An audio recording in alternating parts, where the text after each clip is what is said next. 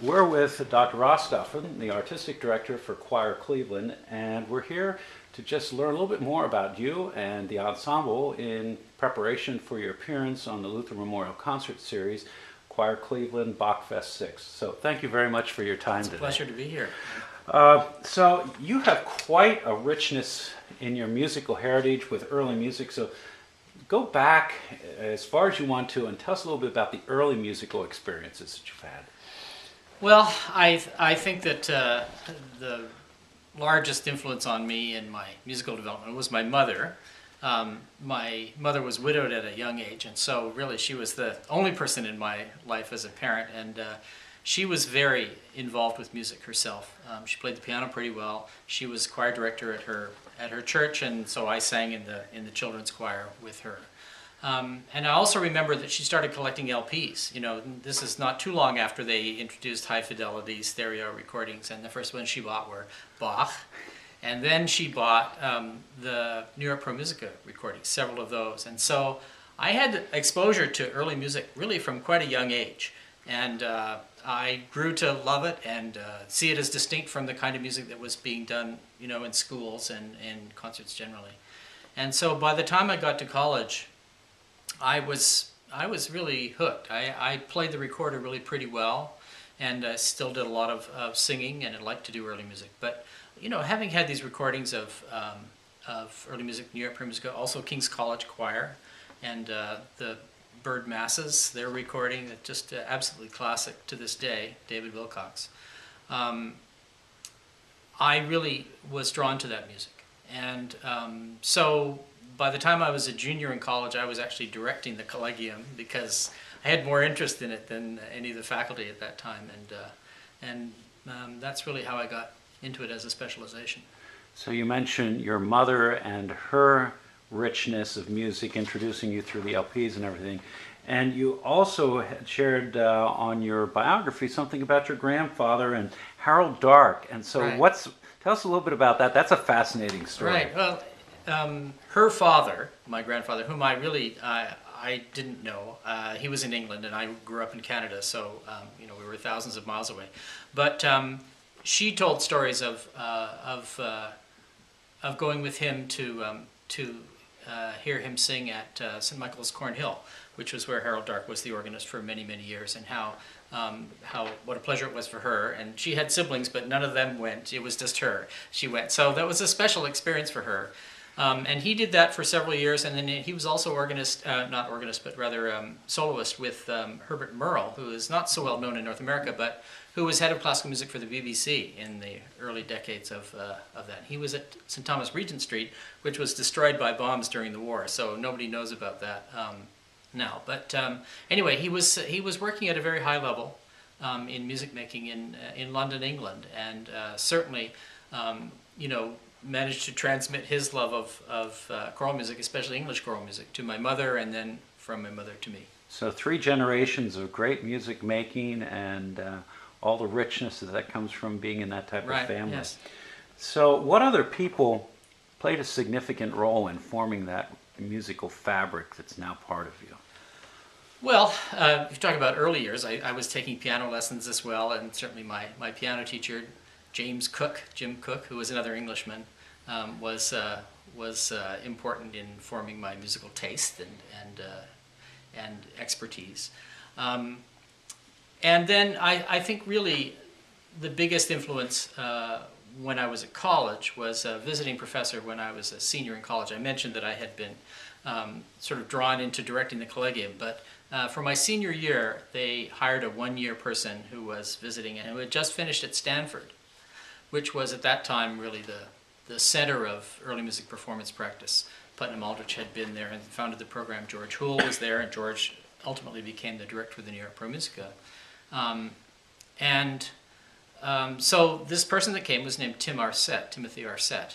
And he had just finished his doctorate at Stanford, and he arrived at Western Ontario, where I was, and found this undergraduate who was passionately interested in early music. And he said to me, "You should go to Stanford."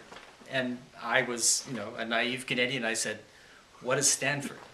You know, so but it was a wonderful thing for him to do, to encourage me in that way, and so off I went when I finished my undergraduate years and did a master's and doctorate at Stanford in early music performance practice. And I met my wife there, who was in the same program, Beverly Simmons, and so it turned out really well. Sounds like a win-win. So Jim got this Canadian all the way to the West Coast. So how did Cleveland get in the picture? Well, since we were at school in Palo Alto, Bev and I were, and we had the same specialty, we were trying to figure out how we were both going to work in the same city. So, so we decided that what we would do was job sharing. There was a lot of interest in job sharing in Palo Alto at the time, and so we were reading this literature about it. And so we applied to a job in Canada, first of all. We did that. That was a one-year position. And then this job at Case Western Reserve came open.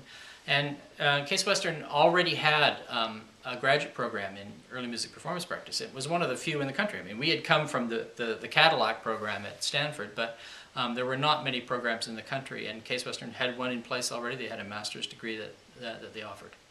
So this was the job among everybody that we knew. And we offered ourselves as a team to share the job, and came and did that. But the problem is, as we discovered, that you don't punch a time clock when you're a university professor. And so basically we were both working full-time and being paid only half-time. And Bev ultimately decided that she couldn't stand that, and she had other interests too. And so she decided to leave university teaching and do a number of other things which have contributed in lots of ways to the arts, especially through arts administration. Mm-hmm, mm-hmm.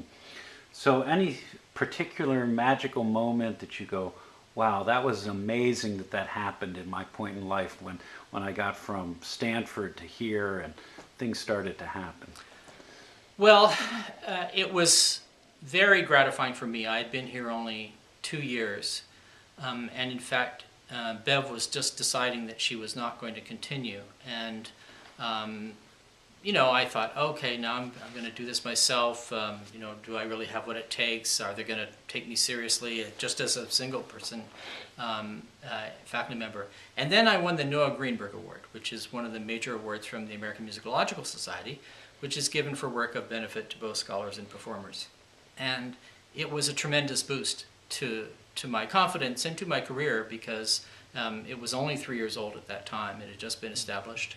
Noah Greenberg died in 1966, and so eventually the award got established. And so I felt, I do know what I'm doing, and I have something to contribute. And so from that time forward, I really felt that I was where I belonged. I had a graduate program. It eventually grew to be a doctoral program in early music performance practice, and has grown beyond that now. I mean, I have one doctoral student who's the head of the early music program at the University of Southern California. So, you know, we have sent students out into the world to do good things, and that's a very gratifying thing. Well, your program at Case does have national and international recognition for early music, and so that is just a wonderful affirmation, and knowing that it continues to that. You got hooked on this early music stuff at a very young age. What was it? What was the core of it that intrigued you so much? It's hard to say, because there are so many different styles in early music. I think the thing that fundamentally got me is that I felt like here were these musicians, superb musicians from past centuries, who were speaking to me in a way, speaking to me directly through their music in a way that other artists maybe can't do quite so immediately, with quite the immediacy. And that here was music that was absolutely beautiful and was enjoyable by modern audiences.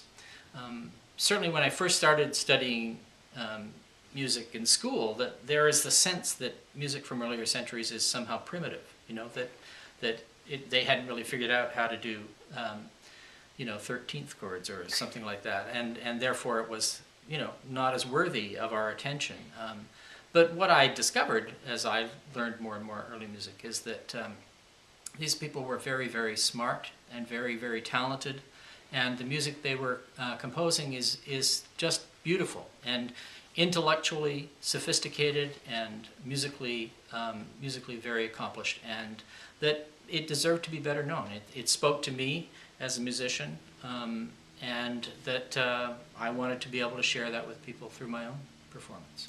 Well, certainly the reviews that we see and the recordings that we hear from Quire and your other work absolutely reconfirm that there's a passion that you're projecting and sharing with others. And it's one of the reasons we're absolutely excited about you coming to Erie. Switching gears just a little bit about performance practices. As you said, there's so many different styles to early music. You just can't say early music, Renaissance, lieder, chanson, whatever. There's so many different things. So what in the last maybe 5-10 years have been performance practices that have changed or become better known and more adopted in your field? In my field, well, there are certain aspects of performance practice that I have worked on especially. I think if you're talking the last 10 years or so, the thing that I've become most notorious for is my work in tuning and temperament. A lot of musicians today take for granted that music is in equal temperament because that's the way pianos have been tuned for most of the last 100 years or so. But historically, that wasn't true, that keyboards were not tuned in equal temperament, and also non-keyboard instruments and voices had their own systems of tuning that were not equal temperament. And so I wrote a book that came out in 2007 that talked about tuning, and that was addressed to a wide audience. I mean, one of the problems with a lot of tuning discussions is that they tend to be technical and somewhat opaque for the general listener and for musicians generally. I mean, no musicians that I know like to do numbers, mathematics at all. And so I was trying to be precise historically, but also to make it comprehensible to a wide audience and to make them care about it, and to realize that both musically and historically, these other tuning systems were not primitive and sort of part of a Darwinian march towards equal temperament, which was the ultimate and perfect solution, but rather they had value, and they should be considered for the repertoires for which they were in common use. And that includes music of even the late 19th century that was not conceived of and not performed in equal temperament when it was written. So that's a radical thing in a way for a lot of people, and so that's been one of the biggest things I've been known for. And then there have been other aspects of performance practice that I've published on. Certainly, historical pronunciations of Latin is one that I wrote an article about in the mid '80s, and I got a letter from a gentleman at Oxford saying, "I read your article with interest. I didn't realize that I had all this knowledge that could be useful to anybody. So I'm writing a book about historical Latin pronunciation." And really, it was because I had pointed out that nobody wants to know about historical Latin pronunciation. The linguists don't want to know about it because it's corrupt pronunciation. It's not the way it's pronounced in Roman times. And the vernacular language specialists aren't particularly interested in how Latin was pronounced.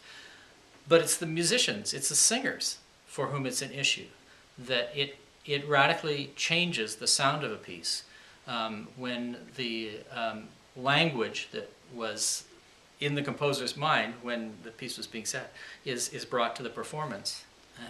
And so I guess I can take some credit for the kind of revival of interest in historical Latin pronunciation, and that certainly holds true for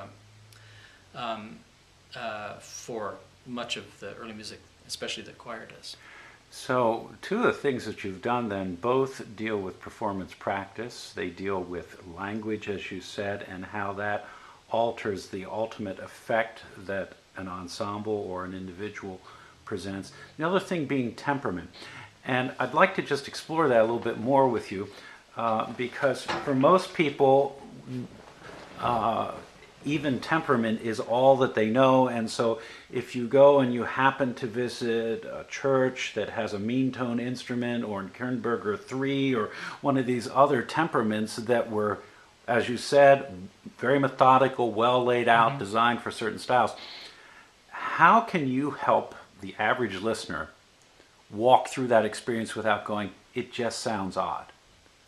Well, there's going to be an experience of it sounds different from what I'm used to, but I think that part of it is to say that one of the main goals of these other tuning systems was to create triads that are more tranquil, more euphonious. And the main thing about equal temperament is that its major third is really very, very wide compared to a pure major third. I mean, we as musicians know what pure intervals are. They're intervals that are stable and beatless. That is to say, they don't conflict with one another and create beats.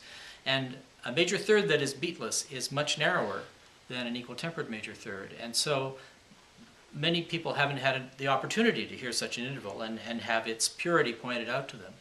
But once they do, then I think they can very quickly come to a point where they understand what the differences are, and rather than the strangeness of it, they can begin to appreciate the positive things of it. So maybe it's a journey like some people do when they first start out trying wine for the first time in their 20s and 30s, and they go, oh, this isn't bad, and you know, it may be a major producer of some Australian vintage, and then before you know it, they're into a particular region of California because they've understood and appreciated. So you're saying that type of journey can happen musically for people yeah, as well. and I think the problem with temperament is that there's been a default which is just easy to accept and then forget about it, and that's equal temperament. Equal temperament has the great virtue that it is universally transposable. You can play in any key and it sounds just as good or bad as any other key. And that's not the way they were thinking in earlier centuries. They were focusing on the keys that they knew were going to be used most often, and those tend to sound better. And the keys that are more remote don't sound so good. So the result in a keyboard temperament is that the keys that you're in most often, the home keys, C, G, D, F, those things are going to sound euphonious and very good, and the more remote keys with more sharps and flats are going to sound striking and dramatic. And that effect is lost in equal temperament. Differences in sizes of semitone. I mean, this sounds pretty technical, but they thought in terms of major and minor semitones for non-keyboard instruments and voices. It was a system that had as much logic as equal temperament does. It's just that the diatonic semitones were large and the chromatic semitones were small. That's it. Otherwise, it's just about as straightforward as equal temperament. And the effect is that the harmonies sound better, and the music is in many ways more dramatic and interesting and has more direction. And so it was something that I realized was being ignored by much of the population, both musicians and listeners, and that I was going to try to bring to people's attention and convince them that it was something that people needed to pay attention to.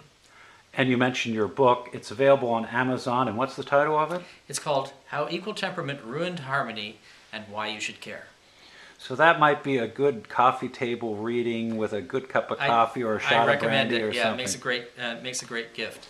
So outside of that as a resource, what are some other things that you would recommend for people that want to start learning more, say, about temperament or about language and how it impacts the performance?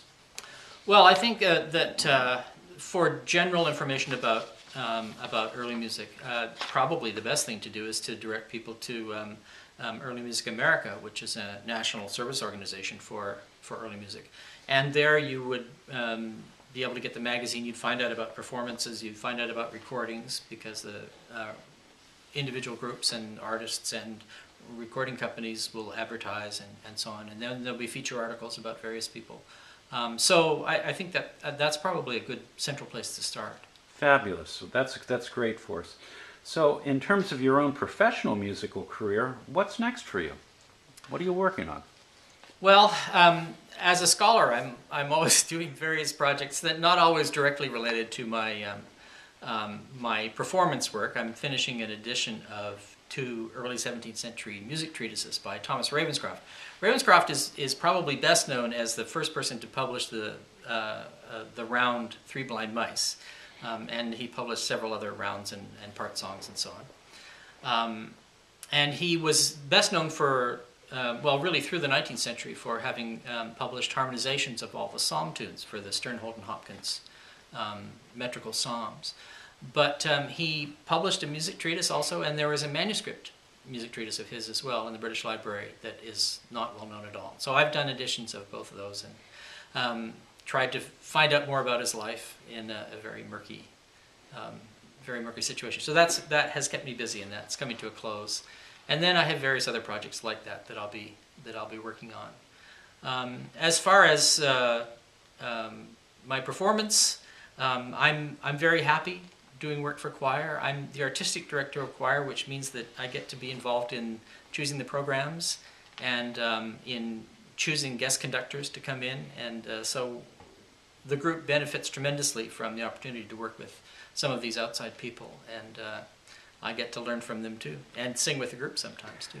Yes, I noticed that you do sing, and you mentioned that you had taken recorder at a very early age. So, what other instruments are in your practice? Oh, well, I mean, besides keyboard, I did play piano for a lot of years as well. I played trombone in high school and in college. I mean, they didn't allow me to be a recorder major in college, so I had to play some legitimate instrument, as they called it, and so it was trombone. So that led me into playing sackbut, the Renaissance trombone, and the fact that I also played recorder meant that I was able to play other Renaissance winds like shawms and things like that, crum horns.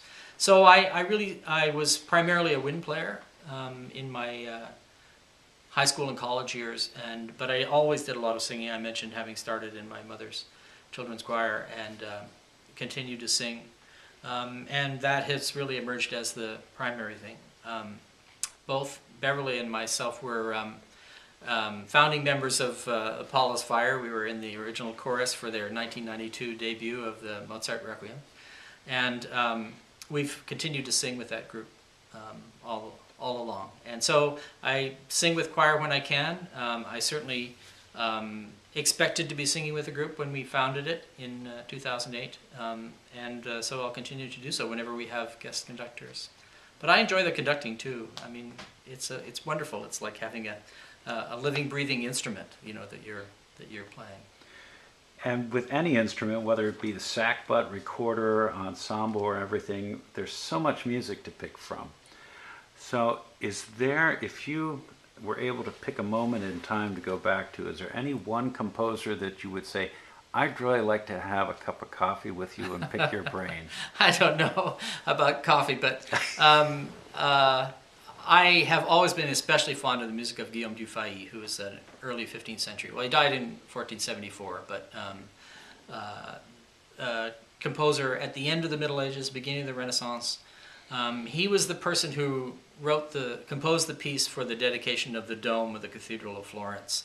That gives some people an idea of the kind of artistic milieu that he was in. He's known for all kinds of compositions, mass compositions, the first composer to use a secular tune as a basis for a mass. He wrote these grand isorhythmic motets like that one for the Cathedral of Florence. But the music of his that really captured my imagination when I was in graduate school was his chansons. There are just exquisite miniatures, and I just thought it was the best music I had ever heard. And so I guess I would like to sit down with him and talk about the things that he did. He managed to take the kind of technical sophistication of the French school, the Guillaume de Machaut and the Ars Subtilior, and combine it with the kind of softness and beauty of melody and beauty of harmony from the Italians like Francesco Landini and so on, and combine that into a wonderful new international style that really became the basis for Renaissance music generally. And so it was a tremendous accomplishment, and he was obviously a brilliant guy. So you mentioned the chansons as being a favorite. So if somebody's saying, I ought to check this fellow out, where would you tell them, what should they start listening to say, oh, I get what Ross is saying? Well, let's see. Are you asking for recordings that I can recommend? Or yeah, something where people can go, okay, I don't know much about this person. Okay, I know he lived at this, and I can go look that up. But what's the sound like? What's going to catch me on fire as much as it has you? Well, the transparency of the texture, the fact that they're typically written for one texted voice in the top, sometimes two texted voices, the top and the tenor voice, and then another voice or other voices that contribute to the texture, that are in a way filler, but they're providing not only melodic counterpoint but rhythmic counterpoint. The voice is inserting itself where there's a silence, and it's done so beautifully. And there's at least one of his chansons that I can think of where the top part and the tenor are actually created by canon. He just wrote the voice part, the texted voice part once, and it's in canon with itself and creates its own tenor voice. And then there are two other parts that form this wonderful tapestry of sound around it. It's just, the technical accomplishment is remarkable, but I just find the texture to be so beautiful and just wonderfully expert, and just really, it speaks to me. So once again, we should never dismiss those that have come before us as being inferior or lacking sophistication, that there is a tremendous amount of sophistication in his music as well as others of that time period that bode us well to go back and look at. Absolutely, and really that's been one of my strongest motivations in working on this music, is to bring it to the public and show that it's sophisticated and beautiful and worthy of everyone's attention. So you mentioned, as we try and learn more about this, you learned as a youth through your mother's purchase of the Pro Musica LPs, and LPs were in. Certainly in our day going into college, LPs were big, CDs happened in the 80s. What do you think is helping, or what are the trends that are happening with the way music is distributed now that can help people gain greater insight into this time period? Well, I don't think there's any question but that YouTube has revolutionized access to music. I mean, I have many students where I will say, I don't think that there's a commercial recording of this piece, and the student sitting there with a laptop in class will say, well, but there's a performance on YouTube. And so this is how the younger generation has acquired its exposure to a lot of this music. And of course, some of those things are recordings that people have put up without actual movies of the performance, but other things are actual recordings of the pieces, and some other things are music videos where the edited video is part of the experience. But certainly that has been a huge thing, and the fact that it's freely available to everyone, searchable, and people can find it, has, I think, really contributed to a lot of music that might be in odd corners of the repertoire being better known. Well, it's good to know that that is a resource that people shouldn't shy away from, and yet there is nothing like a real live performance to capture that. Yeah, I think that's absolutely true. I've often said to Bev, I want to get a license plate that says live music is better. That I don't think that people who've never been to a live concert really understand how expressive and how moving it can be to have these performers performing for you, not performing for someone else, but performing for you, and that is a special experience, and not the same as listening to it on an iPod or whatever. And there's a lot of young people that haven't really discovered that, because music to them is something that is on their iPods or on their phones now. So I think it's something that we need to keep working at, to make sure that people really understand that and appreciate it and get to live events and see how special it is. Well, we're so excited to have you come to Erie in your debut performance and bring your knowledge and expertise and the vocal quality, and we thank you for this time today. Well, thank you. It's been a pleasure.